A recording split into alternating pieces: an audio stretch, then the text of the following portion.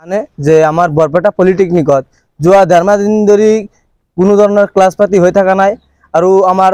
7জন শিক্ষকক ইতিমধ্যে অসম চৰকাৰে ৰিলিজ দি দিছে আৰু কি কাৰণে ৰিলিজ দিছে আমি এটো এতিয়ালৈকে গম পোৱা নাই আৰু আমি এটোৱে মানে অনুভৱ কৰিছো যে অসম চৰকাৰে আমাৰ ভৱিষ্যতৰ লগত হেতালি খেলি আছে কিয়নো আমাৰ দেৰমাহ দিন ধৰি আমাৰ কোনো ধৰণৰ ক্লাছ পাতি হৈ থকা নাই আমাৰ সন্মুখত পৰীক্ষা আমি পৰীক্ষাত কেনেকৈ অৱতীৰ্ণ হ'ম আমি পৰীক্ষাত কেনেকৈ বহিম আমাৰ এতিয়ালৈকে এটা ক্লাছ পাতি হোৱা নাই আৰু ডিটিৰ যি নিয়ম এই নিয়ম মতেতো সময়মতে এক্সামটো হৈ যাব আৰু সময়মতে এক্সাম হলে আমাৰ এতিয়ালৈকে কোনো ধৰণৰ কোৰ্স ফিনিশ হোৱা নাই কোনো ধৰণৰ প্ৰজেক্টৰ বহুত কাম বাকি আছে আমাৰ ফাইনাল ইয়াৰ এতিয়া আমি যদি এনেকুৱা অৱস্থাত আমি যদি পৰীক্ষাত অৱতীৰ্ণ হ'ব লাগে তেনেহলে নিশ্চয়কৈ আমি ক'ব পাৰিম যে আমি পৰীক্ষাত অৱতীৰ্ণ হৈ আমাৰ কোনো ধৰণৰ লাভ নহব কাৰণ আমাৰ ভৱিষ্যতটো অন্ধকাৰৰ ফালে গতি কৰি আছে এই চৰকাৰক আমি বহুত ধিক্কাৰ জনাইছো কাৰণ এনেকুৱা চৰকাৰ যি শিক্ষা ব্যৱস্থা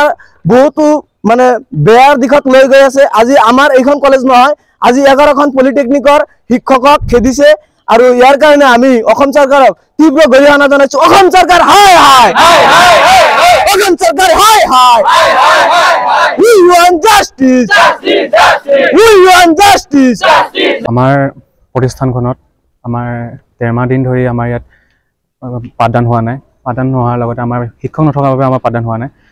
আমাৰ যি এই বৰপেটা পলিটেকনিক এখন প্ৰতিষ্ঠানত আমাৰ 13 মাহ দিন ধৰি পাঠদান নোহোৱাৰ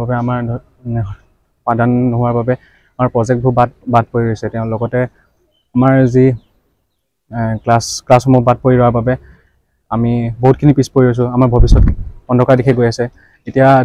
ডিটিয়ে আমাৰ যিবোৰ আমাৰ এক্সাম হৈছে সেই এক্সামবোৰ টাইমতে পাতিব তেতিয়া আমি কি ভাবি পিনি আমি এক্সাম দিব যাম আমাৰ যদি পাঠদানে নহয়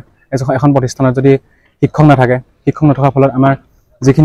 আমি যিখিনি ফেচ কৰিছোঁ তেওঁলোকে ডিটিয়ে সেইখিনিতো আমাক কোনোদিন শুধৰাই দিব নোৱাৰিব আমি এতিয়া এটা প্ৰিপাৰেশ্যন নোহোৱাকৈ আমি যিটো পৰীক্ষা দিব যাম তাত আমি কেনেকৈ সেই পৰীক্ষাত আমি কেনেদৰে অৱতীৰ্ণ হ'ম আৰু তেওঁলোকে কিহৰ কাৰণে কৰ্মবিৰতি পালন কৰিছে তেওঁলোকক 6 মাহ দিন ধৰি দৰমহাৰ বেতন দিয়া নাই তেওঁলোকক বেতন নিদিয়াৰ লগতে তেওঁলোকক কোনো নটিচ নিদিয়াকৈ ডাইৰেক্ট আমাৰ 7জন শিক্ষকক ৰিলিজ দি দিছে তেওঁলোকক কোনো ভুল নাই কাৰণ তেওঁলোকে কি ভুলত তেওঁলোকে ৰিলিজ ল'বলগীয়া হ'ল তেওঁলোকে নিজৰ সতীৰ্থসকলক তাত গৈ পিনি প্ৰতিবাদত সহযোগ দিবলৈ গৈছিলে বহিছে তাত সেই তাৰ বাবে তেওঁলোকৰ 7জন শিক্ষকক আমাৰ ডাইৰেক্ট প্ৰতিবাদ চলিপা নটিচ গৈছে যে তেওঁলোক আমাৰ প্ৰতিষ্ঠানৰ পৰা ৰিলিজ হৈছে তেওঁলোকে কি যুক্তিত আমাৰ প্ৰতিষ্ঠানৰ পৰা তেওঁলোকক ৰিলিজ দিলে তেওঁলোকৰ এনেকুৱা নহয় যে তেওঁলোকৰ ভুৱা নথিপত্ৰ আছে শিক্ষকৰ তেওঁলোকৰ